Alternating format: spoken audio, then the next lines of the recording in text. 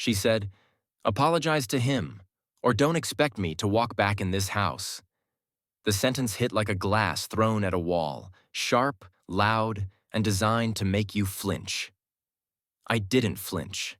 I just stared at her, the woman I'd been planning a future with, and realized something terrifyingly simple.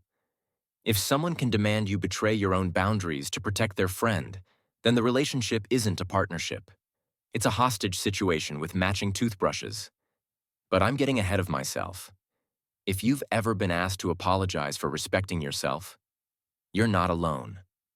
Subscribe. My name is Victor Hale. I'm 32, and I work as a route optimization lead for a regional shipping company. It's not glamorous. It's spreadsheets, warehouse calls, driver schedules, and keeping a dozen moving parts from colliding. The upside is stability. And after growing up in a home where stability was a rumor, I chased it like oxygen. 3 years ago, I bought a small townhouse on the edge of town. 2 bedrooms, a garage I turned into a workshop, and a backyard big enough for a grill and a chair where you can sit quietly and feel like your life belongs to you. I renovated it slowly, one wall at a time, after work and on weekends. Every new fixture felt like a declaration. I'm safe now. I'm building something real. That's where Talia moved in. Talia was 27, bright, stylish, social in a way I'd never mastered. She had the kind of laugh that could pull attention across a room. When I met her, it felt like she'd picked me out of the crowd on purpose, like I was special. For a while, I believed it. She moved in about 14 months into the relationship.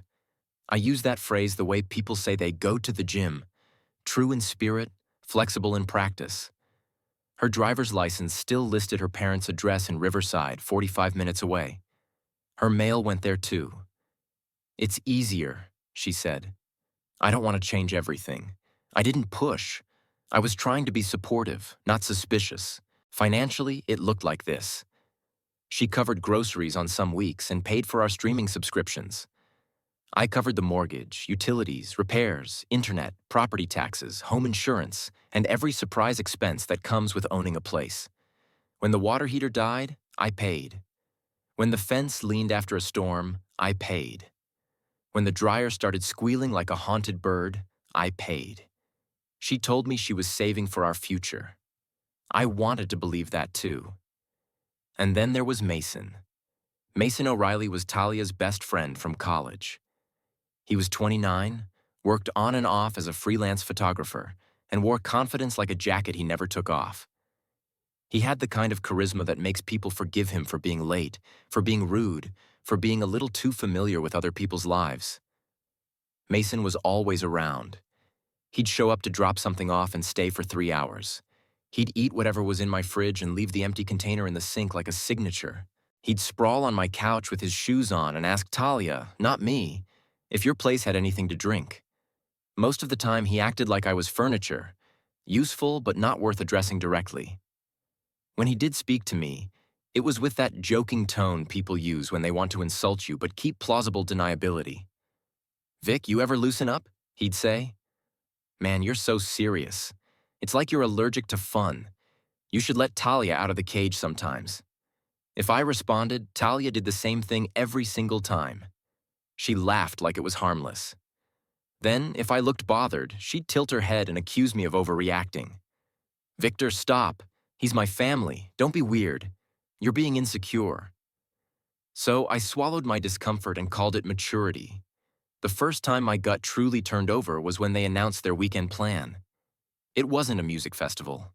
It was a 2-day creator retreat in the mountains. One of those trendy, expensive cabin weekends where people take photos of coffee mugs and pretend it's profound. Mason had been invited because a brand wanted content. Talia wanted to go because, according to her, networking matters. Just the two of them. She told me on a Tuesday night while I was fixing a loose cabinet hinge. She said it quickly, like she'd practiced it in the mirror. "It's Friday to Sunday," she said. "I'll be back before dinner. It's totally professional. Mason has a separate room. Don't start, okay? Please don't start." I hadn't even opened my mouth yet. I stood there with a screwdriver in my hand and the hinge half out, feeling stupid. "I'm not starting," I said. "Good," she replied immediately, relief flooding her face. "Thank you. I knew you'd be cool about it." That phrase, "be cool," was her favorite weapon.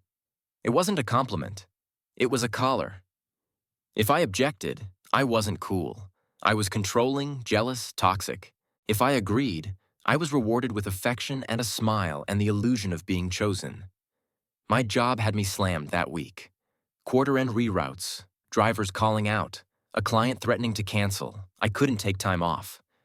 So I did what I'd been doing since Mason's shadow started living in our living room. I tried to trust someone who kept asking me to ignore what I was seeing. "Fine," I said. "Just keep me updated."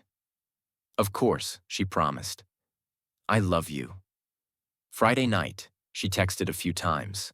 Pictures of a cabin porch, a shot of a fire pit, a selfie with Mason, both of them holding coffee cups like they were in a commercial. Saturday afternoon, one message.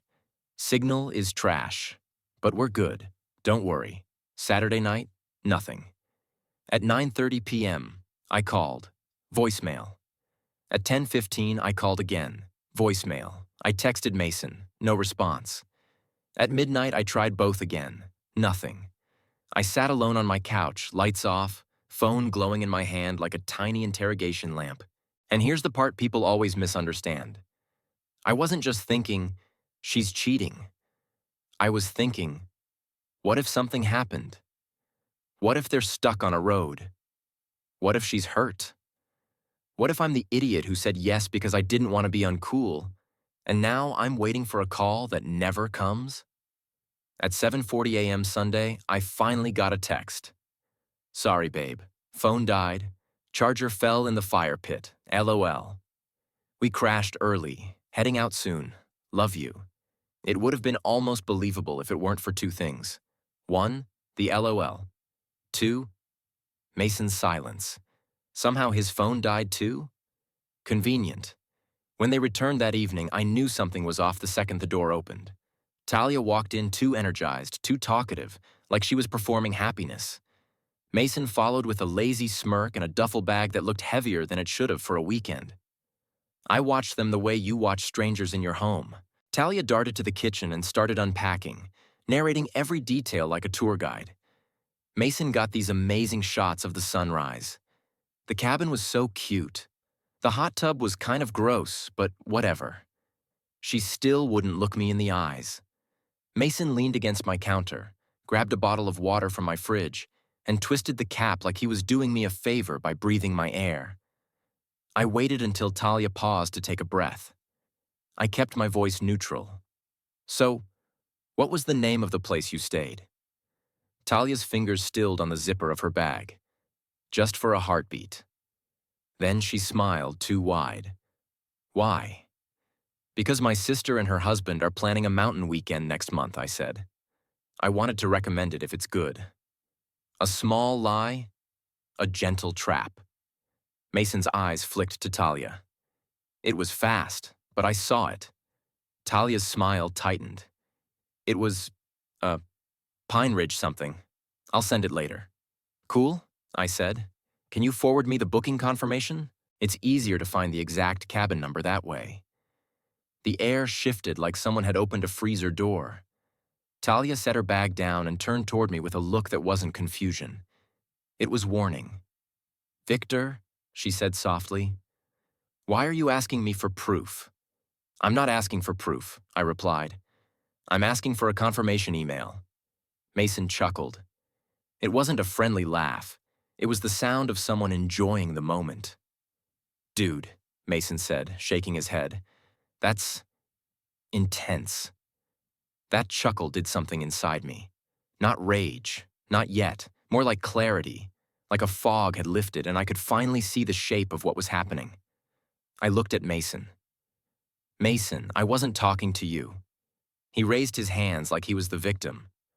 Okay, relax." I turned back to Talia. "Just forward it. That's all?" Talia's voice sharpened. "I deleted it." I blinked. "You deleted a booking email?" "Yeah." she snapped. To clear space. Emails don't take up space like that, I said. And even if you did, it would still be in your trash. Her face flushed. I'm not doing this. Mason took another sip of water, watching like it was a show. I didn't raise my voice. I didn't insult her. I didn't accuse her of anything she hadn't already implied with her panic. I just said, Mason, it's time for you to leave. He stared at me like he couldn't believe I'd spoken. Are you serious? Yes. Talia whirled on me. What the hell? No, he's not leaving. He is, I said. You're making him uncomfortable, she shot back, like discomfort was the worst crime imaginable. I'm uncomfortable, I said, in my own home. Mason laughed again, softer this time. Man, you've got issues. That's when I lost the last shred of patience. Get out, I said, pointing at the door. Now. Mason's smirk faltered for half a second, then returned. Bigger. All right, he said, as if leaving was his choice. He set the water bottle on my counter, half full, and slid it toward the edge like a deliberate mess. Call you later, T. He walked out without saying goodbye to me. The door clicked shut. And suddenly it was just Talia and me, standing in the quiet with all the lies between us. I waited for her to offer the email. I waited for her to say, fine. Here. You're right. I should have just shown you. Instead, she attacked. You humiliated me, she hissed. You humiliated him. I asked for an email, I said. You made it a war. You don't trust me, she shouted. If you loved me, you would trust me. That word, trust, was her shield. People like that love to turn accountability into an insult. If you ask for clarity, you're controlling. If you ask for honesty, you're insecure. If you ask for basic respect, you're toxic. I took a slow breath. Talia, this isn't about controlling you. This is about you refusing the simplest request, then letting your friend mock me in my house. She stormed upstairs, drawers slammed, a zipper screamed, footsteps pounded. 10 minutes later, she came down with a weekender bag. I'm leaving, she said, eyes glossy with anger. I can't live in this toxic environment. Okay, I said, sitting on the couch. My calmness lit her on fire. She marched to the door, flung it open, then pivoted back like she'd saved her best line for last. This isn't just tonight, she said, finger pointed like a judge's gavel. You crossed a line. If you want me back, if you want us to survive, you will apologize to Mason.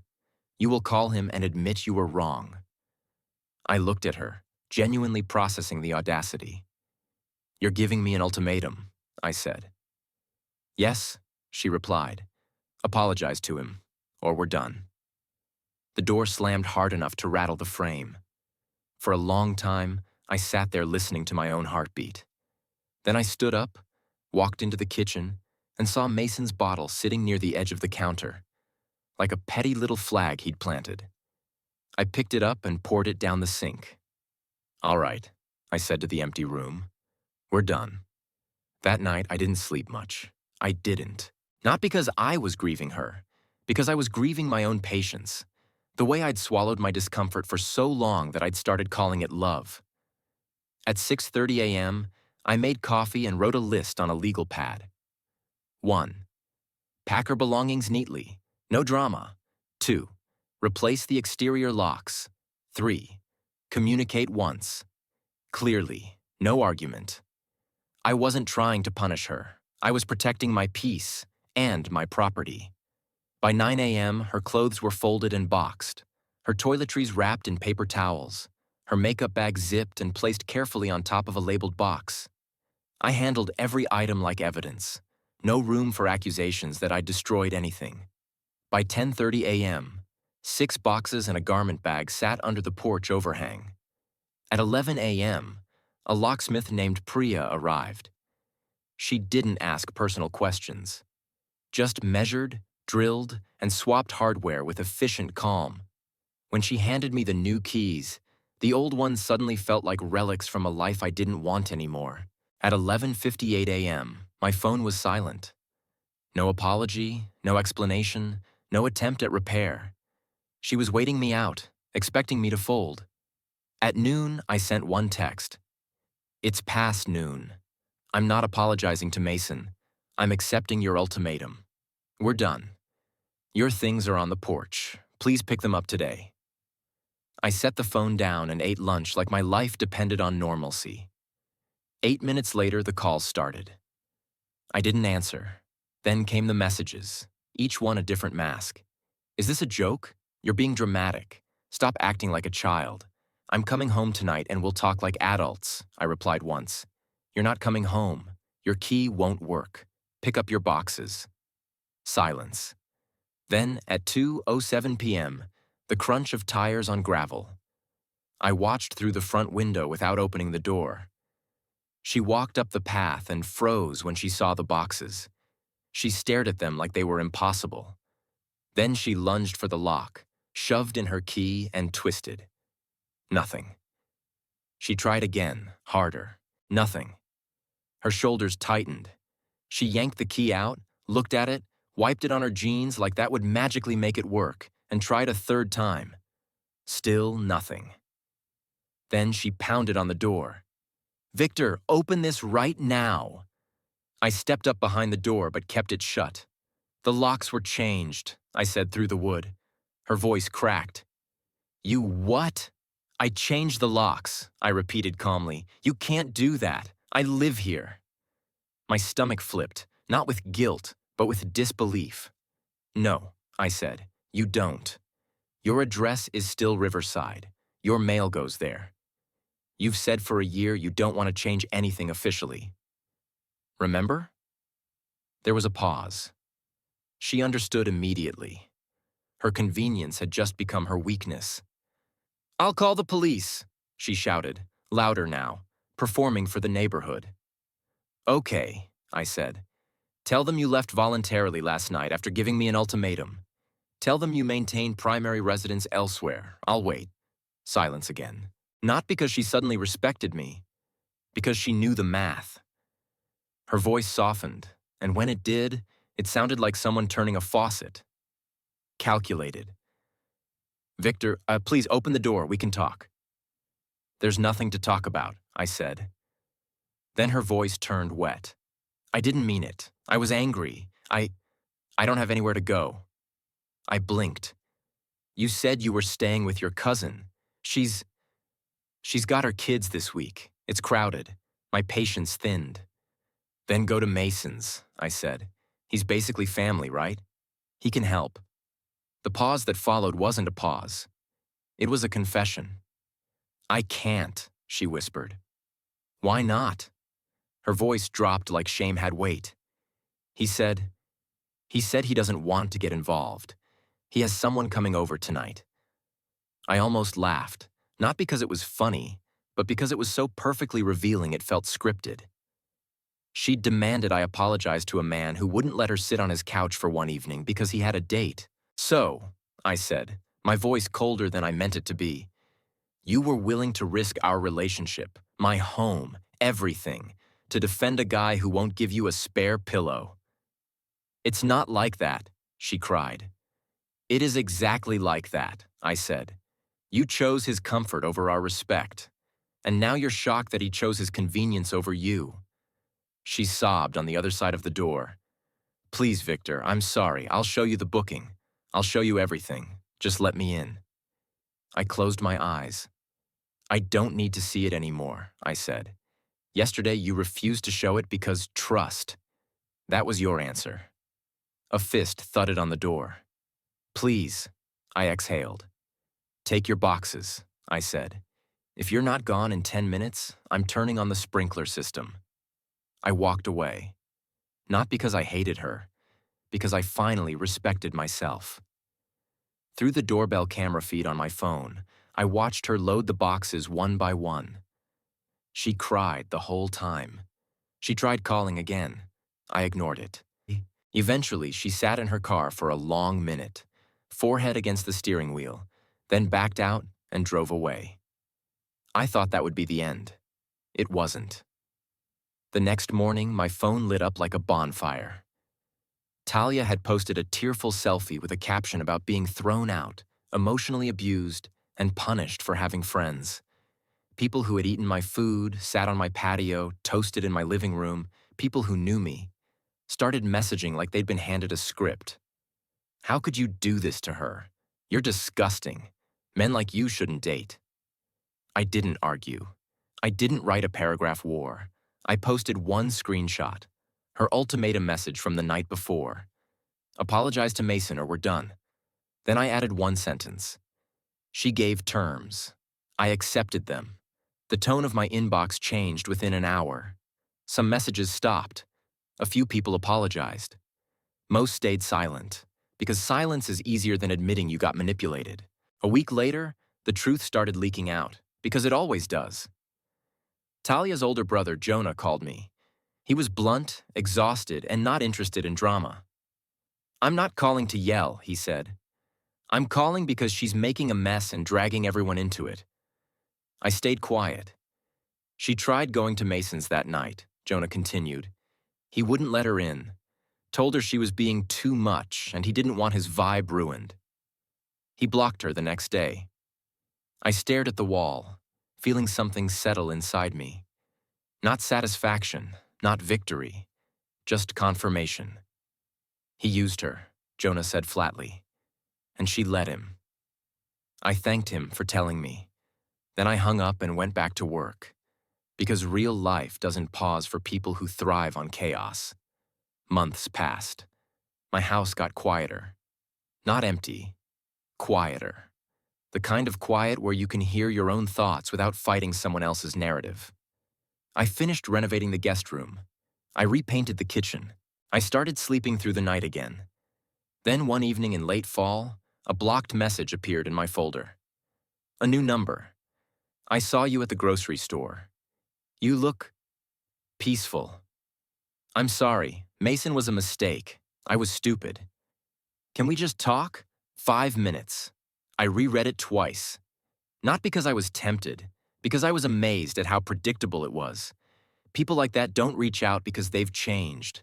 They reach out because something in their life stopped working, because their backup plan collapsed. I didn't reply. I turned off my phone and went back to the kitchen. I was making dinner in a house that finally felt like mine again. And the best part? No one was telling me to apologize for having boundaries. There were smaller moments I hadn't mentioned, things that didn't seem like proof at the time, but lined up in my head afterward like dominoes. Like the way she came home wearing a hoodie that wasn't hers. Dark gray, oversized, smelled faintly of cedar and cologne. When I asked about it, she shrugged and said it was a freebie from the retreat. No logo, no tag, just someone else's clothing, or the way her story changed in tiny ways. First, it was the cabin had 2 bedrooms. Then it was, well, technically it was a loft situation. Then it was, why are you obsessed with rooms? Or the way Mason kept calling her T in my house, like I was the guest. Like he was marking territory with nicknames and laughter. The most telling detail, though, was the one I noticed later that night when she was upstairs slamming drawers. On the counter, beneath where Mason had leaned, there was a key card. One of those cheap plastic hotel-style cards, except it wasn't from a hotel. It had a cabin logo and a handwritten number in permanent marker. 7B. I stared at it for a long time. If she had booked Pine Ridge something, why was there a key card sitting openly in my kitchen? Like they'd forgotten to hide it. Like they weren't used to being questioned? I could have marched upstairs and waved it like a courtroom exhibit. I didn't, because I realized the truth in a way that didn't require evidence. If I had to play detective in my own relationship, the relationship was already dead. After the screenshot post, the last wave of drama came from a group chat I'd been added to months before. One of those friends of friends chats that's mostly memes and weekend plans. Someone had renamed it overnight to Free Talia. I opened it once. There were paragraphs from people who'd never once asked me how I was doing. He isolated her. He's controlling. Typical abusive homeowner power trip. I didn't respond in anger. I sent the screenshot of her ultimatum, then one more message. If any of you think an ultimatum is love, I hope you never become someone else's safe place. Then I left the chat and muted everything. The funny thing about truth is that it doesn't need to be loud.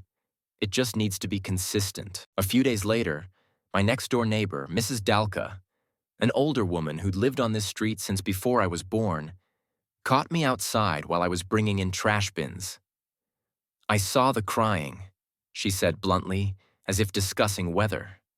"You okay?" I nodded. "Yes, I think so." She studied me for a second, then said, "Good, because men don't talk enough when they're being pushed around, and I've seen plenty of that." Then she patted my arm and walked back inside like she'd just given a normal Tuesday blessing. That small moment did more for me than 100 online comments, because it reminded me I wasn't crazy for wanting respect. I wasn't wrong for wanting clarity. And I wasn't evil for refusing to apologize to someone who treated me like a joke in my own home. When people tell stories like this online, they often end with a punchline. The ex got what she deserved. The friend got exposed. Justice served. Real life isn't that neat. It's quieter. It's you staring at an empty closet and feeling relief instead of heartbreak. It's learning that peace can feel unfamiliar when you've spent too long negotiating your comfort. And it's realizing, too late but still in time, that boundaries don't make you cold. They make you free.